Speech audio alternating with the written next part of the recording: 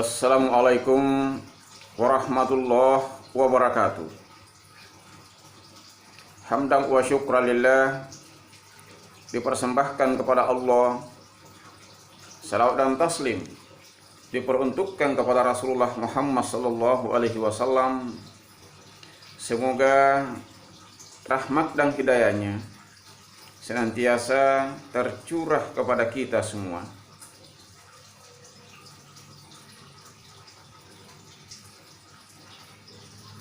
Adapun yang menjadi fokus materi perkuliahan dalam pertemuan ini adalah langkah-langkah menyusun karya tulis ilmiah.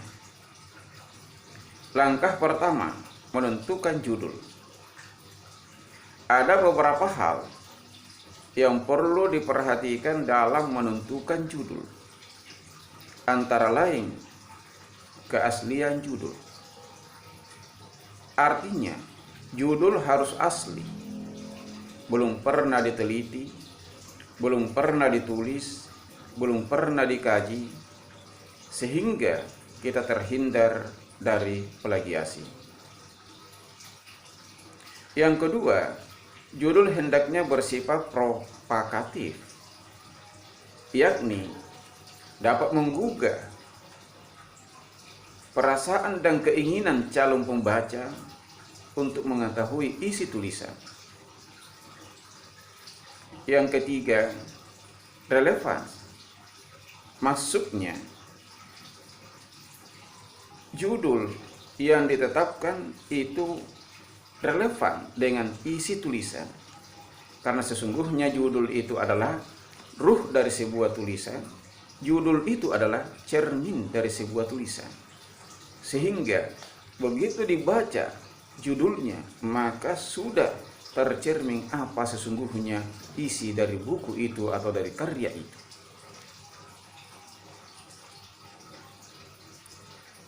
Yang ketiga, judul sebaiknya singkat dan jelas.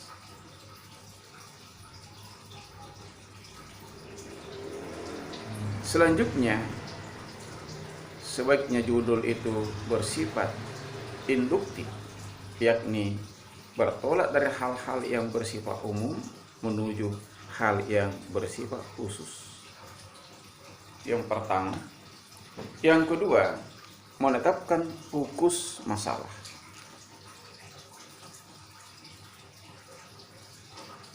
Fokus masalah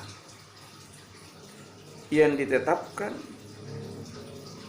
diangkat dari variabel-variabel kunci atau dari variabel-variabel inti yang termuat di dalam judul tersebut. Yang ketiga, menetapkan tujuan penulisan karya tulis ilmiah.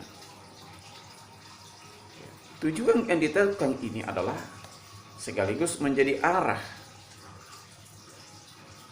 yang dapat menuntun penulis di dalam bernalar untuk mengembangkan tulisan tersebut.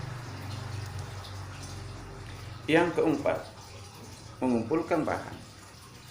Pengumpulan bahan dapat dilakukan dengan observasi, pengamatan, yaitu mengobservasi atau mengamati sesuatu atau sebuah peristiwa di lapangan. Yang kedua, bahan dapat pula diperoleh melalui wawancara. Apabila data yang dibutuhkan atau bahan yang diperlukan adalah bersifat kepercayaan, bersifat pandangan, bersifat keyakinan, maka hendaknya digali dengan wawancara. Selanjutnya, bahan dapat pula diperoleh melalui angket. Kalau itu melalui angket penelitian. Kemudian, bahan dapat pula diperoleh melalui pustaka, yaitu dengan membaca berbagai sumber bacaan seperti buku teks, jurnal, hasil penelitian, disertasi, tesis, skripsi, dan lain-lain. Itu langkah yang keempat. Langkah yang kelima adalah menyusun kerangka karangan.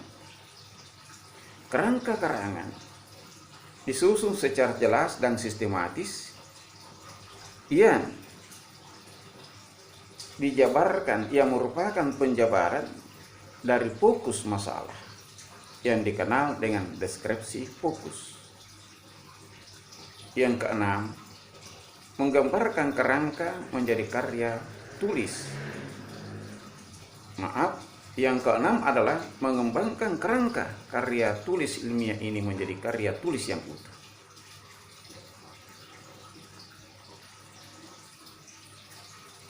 Selanjutnya, saya ingin kemukakan jenis-jenis karya ilmiah yang bersentuhan dengan kita semua.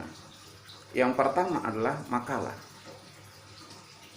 Dan insya Allah ini akan bersentuhan di dalam aktivitas perkuliahan melalui tugas-tugas dari dosen. Yang kedua, skripsi. Ini akan bersentuhan dengan Anda ketika Anda sudah memasuki semester 6 ke atas. Selanjutnya, tesis dan disertasi.